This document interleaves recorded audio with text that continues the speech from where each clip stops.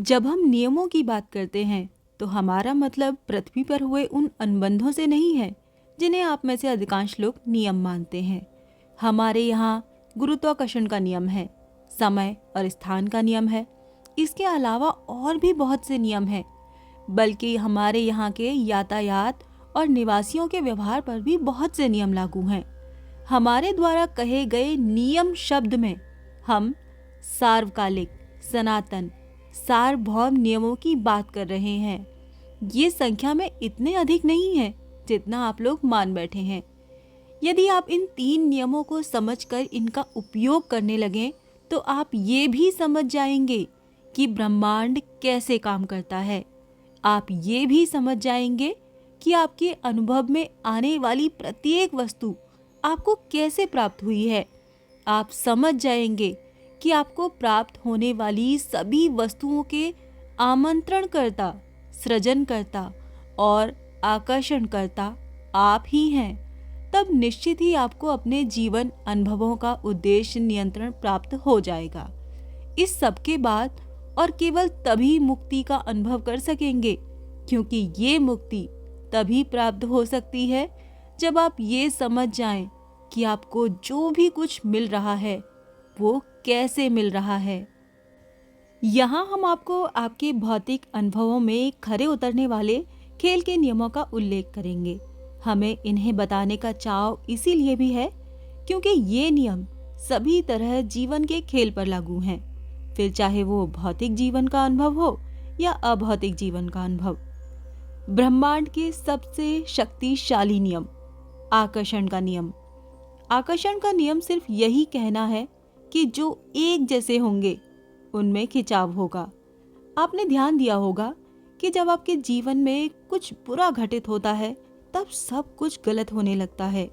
जब आप सुबह उठने पर अच्छा महसूस करते हैं तो आप सारा दिन प्रसन्न रहते हैं।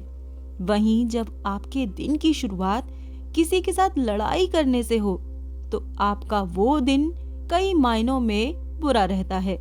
यही आपके आकर्षण के नियम के प्रति जागरूक होने का परिचायक है। यही नहीं, आप प्रत्यक्ष से परोक्ष तक जो कुछ भी अनुभव करते हैं वो इसी शक्तिशाली नियम से प्रभावित होता है। जब आप किसी ऐसी चीज पर विचार करते हैं जो आपको पसंद हो तो आकर्षण के नियम द्वारा इसी तरह के अन्य विचार भी आपके मन में जन्म लेने लगेंगे। यदि आप कोई ऐसी चीज सोचेंगे जो आपको नापसंद हो तो आकर्षण के नियम के तहत आपके मन में उसी तरह के अन्य विचार सिर उठाने लगेंगे। ऐसा तब तक चलेगा जब तक आप अतीत में भी उसी तरह की घटनाओं को नहीं खोज लेते। फिर आप इसी विषय पर अन्य लोगों से चर्चा करना आरंभ कर देंगे, जिसके बाद आप इन विचारों के विशाल से विशाल और लगातार बढ़ते आकार से घिर जाएंगे। और चूंकि इन विचारों के आकार में लगातार वृद्धि होती जा रही है, इससे इनके संवेग में भी वृद्धि हो जाएगी। वो लगातार शक्तिशाली होते हुए आकर्षण की शक्ति प्राप्त कर लेंगे। इस नियम को समझने से आप उस स्थिति में पहुंच जाएंगे जहां आप अपने विचारों पर ध्यान केंद्रित कर उन्हें उद्देश्य के साथ उस दिशा में मोड़ सकेंगे जिन अनुभवों को आप आकर्षित करना चाहते हैं। अब सउद्देश्य सृजन का नियम समझिए।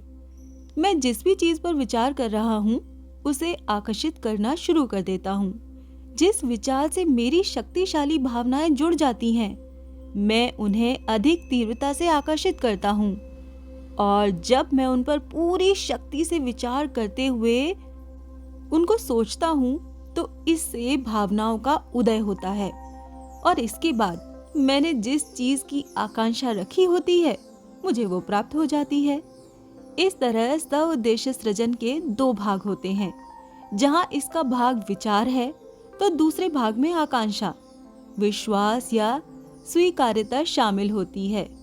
इस तरह जब आप किसी चीज के बारे में विचार करते हैं या उसके प्राप्त होने की आशा या विश्वास रखते हैं तो आप पूरी तरह अपने विचारित विषय को प्राप्त करने की स्थिति में हैं।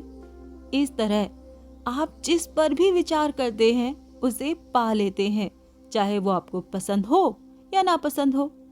आपके विचार ऐसी शक्तिशाली और आकर्षण चुंबक हैं जो एक दूसरे को आकर्षित करते हैं। विचार अन्य विचारों को आकर्षित करते हैं तथा आप विचारों पर ध्यान देकर उन्हें आकर्षित करते हैं। आप अन्य लोगों को प्राप्त होने वाले अनुभवों में इन नियमों को काम करते देखेंगे तो आप नोटिस करेंगे कि जो लोग हमेशा धन के बारे में बात करते हैं उन्हें ये मिल जाता है। जो स्वास्थ्य पर बात करते हैं उन्हें ये मिल जाता है। जो लोग हमेशा गरीबी पर ही बात करते हैं उन्हें भी ये मिल जाती है। यही नियम है, इनमें और कोई विकल्प नहीं है। आपको जैसी अनुभूति होगी वही आपके आकर्षण का बिंदु है। इस तरह आकर्षण का नियम तब और अच्छी तरह समझ आता है जब आप खुद को एक ऐसे चुंबक के तौर पर देखते हैं जो आपकी भावनाओं के अनुरूप ही अधिक से अधिक को आकर्षित कर रही है। जैसे जब आप अकेलापन अनुभव करते हैं तब और अधिक एकांत को आकर्षित करते हैं।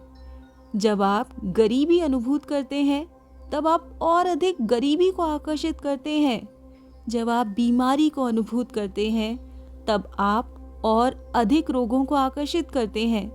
जब आप अप्रसन्न होते हैं तब आप और अधिक अप्रसन्नता को अनुभव करते हैं। इसी तरह जब आप खुद को स्वस्थ, जिंदा दिल, खुश, समृद्ध अनुभव करते हैं तो आप इन्हीं चीजों को और से और अधिक आकर्षित कर लेते हैं। यही है आकर्षण का नियम।